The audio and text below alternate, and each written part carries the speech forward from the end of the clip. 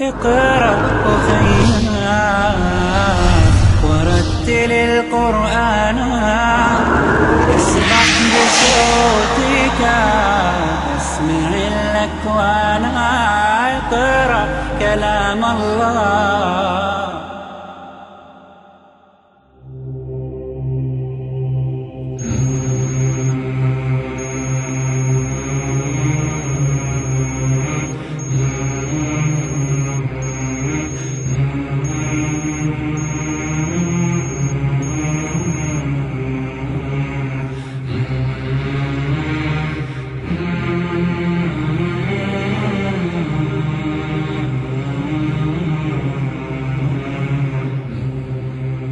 Quand on observe l'univers et les autres galaxies éloignées, on voit qu'ils s'enfuient. Ils se déplacent vers l'extérieur à grande vitesse, jusqu'au fin fond de l'univers. Il y a peut-être 13 ou 14 milliards d'années, tout devait être comprimé en un seul point d'une densité inconcevable. Il y a 13,7 milliards d'années, l'univers était plus petit que la plus petite partie d'un atome. Incroyablement petit. Puis, un événement s'est produit.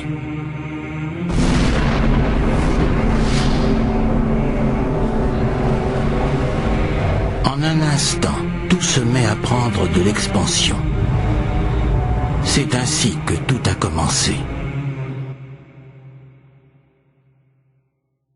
أعوذ بالله من الشيطان الرجيم. بسم الله الرحمن الرحيم. أولم ير الذين كفروا أن السماوات والأرض كانتا رتقا ففتقناهما وجعلنا من الماء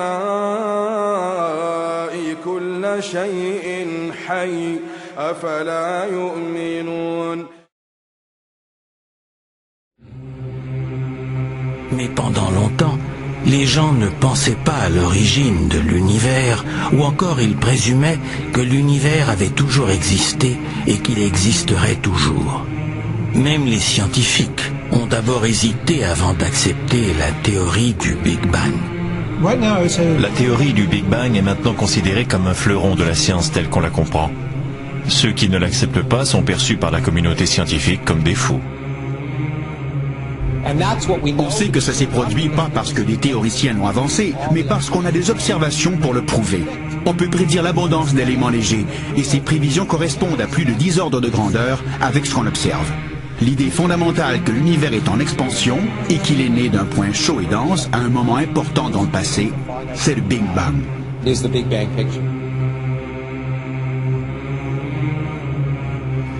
Comment sait-on ce qu'on sait maintenant? Comment l'a-t-on appris? C'est le noyau de notre histoire.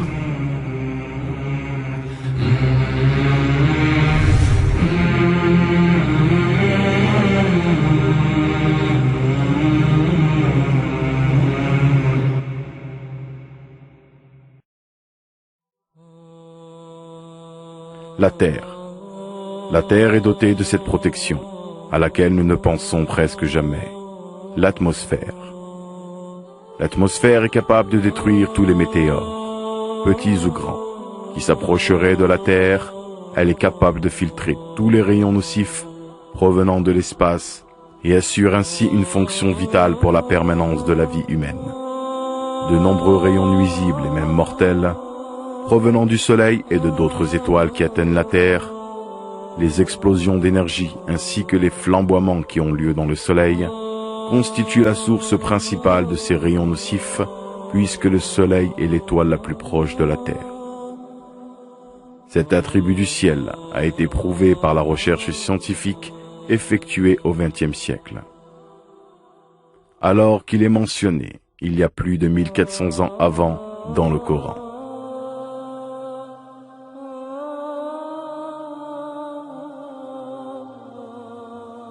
Toujours pas convaincu? À suivre, Inch'Allah. Wa assalam ala mani taba'al al-huda.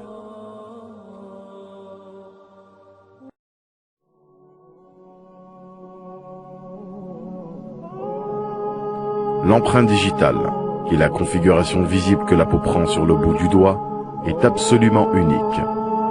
Chaque personne vivant sur Terre a des empreintes digitales uniques. C'est pourquoi l'empreinte digitale est reconnue comme étant une sorte de carte d'identité très importante, et elle est largement utilisée dans ce sens sur Terre. En 1880, Henry Faulds, un scientifique anglais, a souligné dans un article édité dans Nature que les empreintes digitales des gens ne subissaient aucun changement durant toute leur vie. Ainsi, les suspects pouvaient être reconnus coupables grâce aux empreintes digitales qu'ils laissaient sur des surfaces telles que le verre. Depuis, les empreintes digitales sont devenues une méthode importante d'identification. Cependant, avant le 19e siècle, il est clair que personne n'avait jamais pensé au fait que la forme onduleuse du bout des doigts ait eu une quelconque signification. Alors qu'au 7e siècle déjà, le Coran a précisé que le bout des doigts des êtres humains comportait une caractéristique importante. Bismillahirrahmanirrahim. La uqsimu biyawmil qiyamah wa la uqsimu bin nafsil lawwamah. أيحسب الإنسان أن لن نجمع عظامه بلى قادرين على أن نسوي بنانه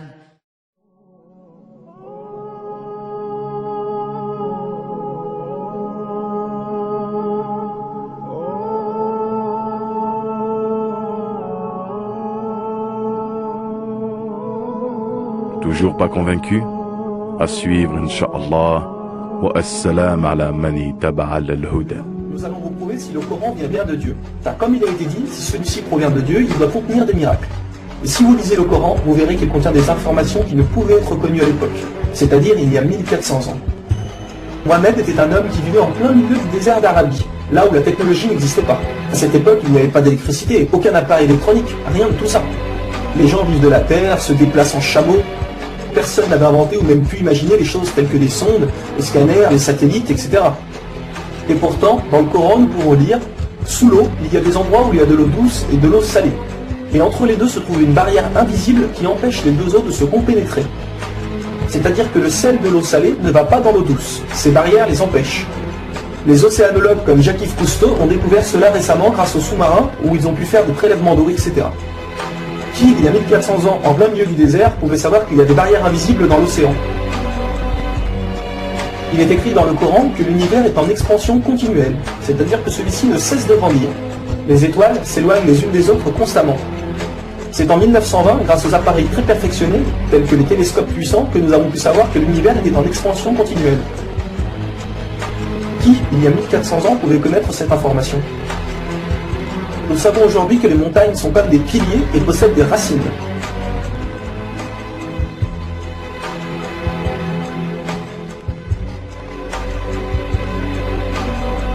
Sans les montagnes, il y aurait très fréquemment des tremblements de terre. Nous savons grâce aux récentes découvertes qu'elles servent à la stabilisation de l'écorce terrestre. Qui, une nouvelle fois, il y a 1400 ans, pouvait savoir que les montagnes étaient ancrées comme des piliers et que ceci servait à la stabilisation de l'écorce terrestre? Il est écrit dans le Coran que Dieu a créé les 7 cieux et la terre par le même nombre, c'est-à-dire 7. Nous connaissons aujourd'hui, grâce aux sondes qui vont sous terre, que la planète possède 7 couches terrestres. Le noyau interne solide, le noyau externe liquide, la couche D, le manteau inférieur, puis le manteau intermédiaire, le manteau supérieur et la lithosphère. Qui, il y a 1400 ans en plein milieu du désert, pouvait savoir que la Terre possédait 7 couches? Il était impossible de connaître cela sans la technologie récente. Il est aussi mentionné que les plantes ont des sexes, mâles et femelles. La découverte de la sexualité des plantes fut réalisée par Rudolf Jacob Comnenarius entre 1660 et 1720. Le Coran explique étape par étape l'embryologie, c'est-à-dire comment un enfant se développe dans le ventre de sa mère. Le professeur Ketmour, qui a aussi le prix Nobel au Canada de l'embryologie, a confirmé que cela se passait exactement comme indiqué dans le Coran, et a affirmé que ces faits ne pouvaient être connus d'il y a 1400 ans, et que par conséquent, ces informations avaient été révélées à Mohammed par Dieu. Un exemple, le Coran explique qu'à un moment, le fœtus a la forme d'une sangsue dans le ventre de sa mère. Et si on regarde des images des scanners, nous nous rendons compte que l'embryon a exactement la forme d'une sangsue et qu'il s'accroche à une paroi du corps comme le fait une sangsue. Le mot le plus adapté pour décrire cela est sangsue. Vous voyez comment les versets coraniques s'accordent parfaitement avec la science d'aujourd'hui? Pour savoir cela, il a fallu attendre l'arrivée de scanners, de caméras, etc. Qui, il y a 1400 ans, pouvait décrire en détail les étapes de l'embryologie? Pour ceux qui pensent que le Coran copie certaines civilisations, il faut savoir que certaines personnes auparavant avaient fait des suppositions et avaient pensé des choses qui se sont révélées vraies, mais ont aussi fait énormément d'erreurs, et que soi-disant le Coran les avait copiées. Donc par exemple, si vous prenez un mauvais élève qui copie sur un bon élève, si le bon élève a 18 sur 20, est-ce que le mauvais élève va avoir 20 sur 20? Non, bien sûr que non, car le mauvais élève aura copié les bonnes comme les mauvaises réponses, donc il aura aussi 18 sur 20. Alors si soi-disant le Coran copie les civilisations, peu importe, comment se fait-il que le Coran extrait le vrai du faux? De plus que ces quelques civilisations ne faisaient que des suppositions. Or Mohammed affirme être sûr de tout ce qu'il dit. Le Coran contient plus de 500 versets dus à la science, sans aucune erreur ou contradiction. Et la technologie d'aujourd'hui ne vient pas contredire, mais confirmer tous les versets un par un du Coran.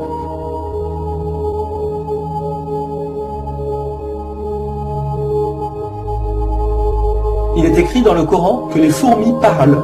Nous l'avons confirmé en 2009 grâce aux appareils auditifs puissants. Un homme ne peut entendre ces bruits à l'oreille nue comme ça. Nous savons aujourd'hui que dans la plupart des pays, il est interdit d'avorter au bout de 3 à 4 mois. Car après 4 mois, la science explique que le bébé commence à vivre, et que cela donc est considéré comme un crime. En islam, il est dit que Dieu insuffle l'âme dans le corps du bébé au bout de 120 jours, donc 4 mois. Comme par hasard, au même moment que quand la science démontre que c'est à cette période que la vie du fœtus commence. Pour savoir que la vie du bébé commence à 4 mois, il a fallu attendre une nouvelle fois l'arrivée de scanners, IRM, caméras miniatures, etc. Qui, il y a 1400 ans, pouvait savoir que le bébé commençait à vivre au bout de 4 mois? Nous savons qu'au début du monde, il y avait seulement une nébuleuse primaire, compactée en une seule masse et qui a explosé, ce que nous appelons aujourd'hui le Big Bang. Le déroulement du Big Bang est pourtant écrit dans le Coran. Le Big Bang a été découvert au XXe siècle, alors que le Coran a été écrit au 7e siècle. Le Coran affirme que ce sont les abeilles femelles qui ramassent le pollen des fleurs. Pourquoi le Coran ne parle que des femelles et non des mâles? Eh bien la science a découvert récemment qu'effectivement les femelles possédaient des organes que les mâles n'ont pas, et ceux-ci ne peuvent pas collecter le pollen des plantes. Encore et toujours, qui pouvait savoir il y a 1400 ans que les mâles n'ont pas les organes nécessaires pour le prélèvement du pollen? Il y a longtemps, les gens pensaient que la Terre était plate. Ce n'est qu'en 1577 que Francis Drake fait le tour de la planète et prouve que celle-ci est ronde. Le Coran, environ 1000 ans plus tôt, affirme que la Terre est ronde, mais ne s'arrête pas à ça. Pour donner un exemple, il est dit que la Terre ressemble à un œuf, mais pas n'importe quel œuf, celui d'une autruche. Et si vous regardez un œuf d'autruche, vous verrez qu'il n'est pas tout à fait rond, mais qu'il est aplati en haut et en bas. Celui-ci est de forme géosphérique. Et nous savons aujourd'hui que la Terre non plus n'est pas tout à fait ronde, mais qu'elle est aplatie au niveau des pôles. Et donc qu'elle est également de forme géosphérique. Qui, il y a 1400 ans, pouvait savoir que la planète Terre était géosphérique? Il a fallu attendre les satellites pour sortir de la Terre pour se rendre compte de cela. Soyons honnêtes, qui, il y a plus d'un millénaire, pouvait faire toutes ces affirmations sans aucune technologie? Rendez-vous compte, à cette époque-là?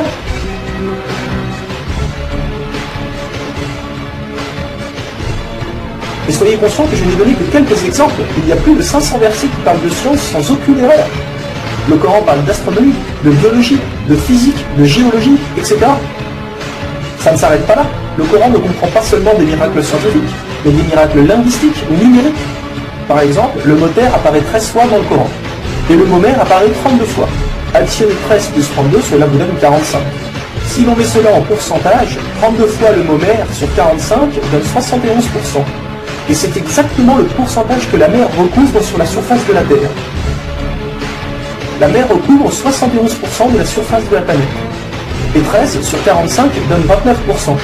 Et c'est exactement le pourcentage que représente la Terre sur la surface de la planète. Croyez-vous vraiment que cela vient du hasard? Le mot paradis apparaît 77 fois. Et devinez quoi? Le mot enfer apparaît aussi 77 fois. Le mot foi apparaît 25 fois. Le mot mécréance apparaît 25 fois. Le mot dunya, qui signifie le monde d'ici-bas, apparaît 115 fois.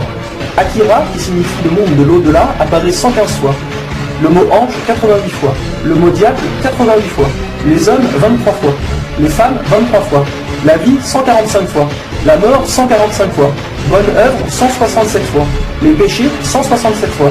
Les 7 cieux apparaissent 7 fois. Et il y a encore plein et plein d'autres exemples.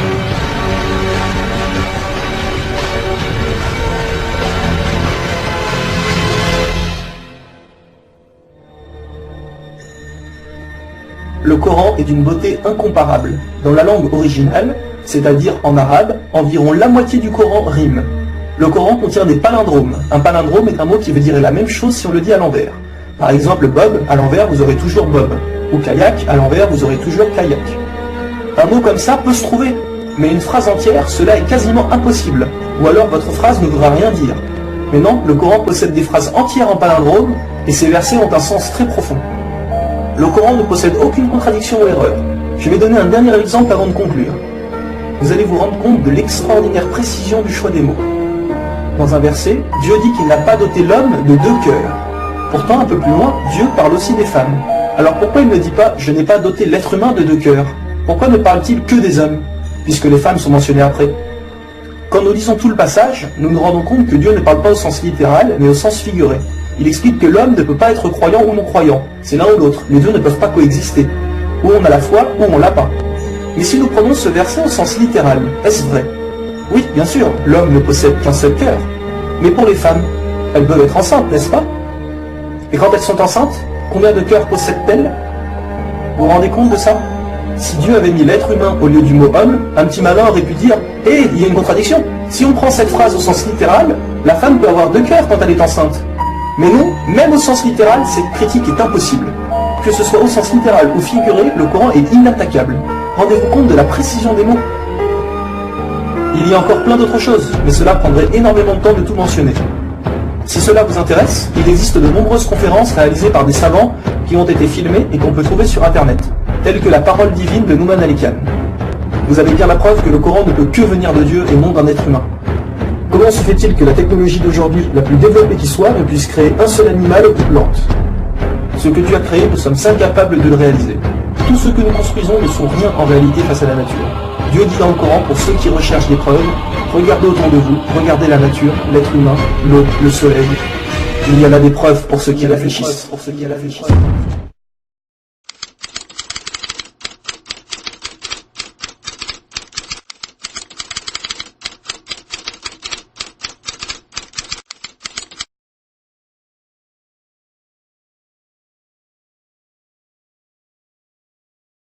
بسم الله الرحمن الرحيم اللهم اهدنا فيمن هديت وعافنا فيمن عافيت وتولنا فيمن توليت وبارك لنا فيما أعطيت وقنا شر ما قضيت إنك تقضي ولا يقضى عليك إنه لا يذل من واليت ولا يعز من عاديت تباركت ربنا وتعاليت فلك الحمد على ما قضيت ولك الشكر على ما أعطيت نستغفرك اللهم من جميع الذنوب والخطايا ونتوب إليك اللهم اقسم لنا من خشيتك ما تحول به بيننا وبين معصيتك ومن طاعتك ما تبلغنا به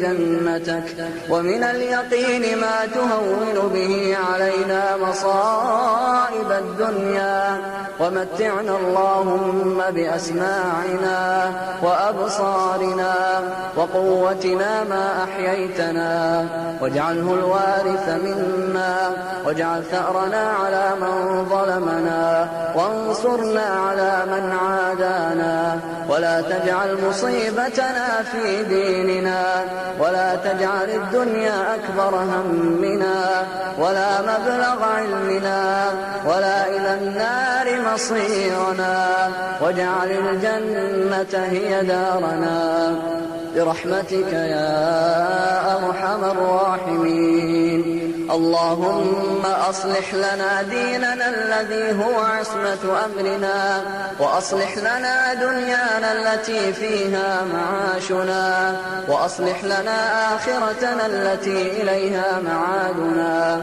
واجعل الحياة زيادة لنا في كل خير، واجعل الموت راحة لنا من كل شر.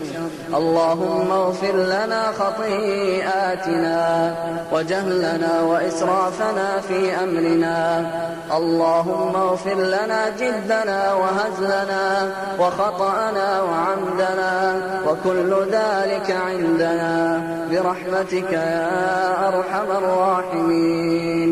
اللهم أعز الإسلام والمسلمين، اللهم أعز الإسلام والمسلمين، اللهم أعز الإسلام والمسلمين، ودمر أعداء الدين واخذل من خذل الدين.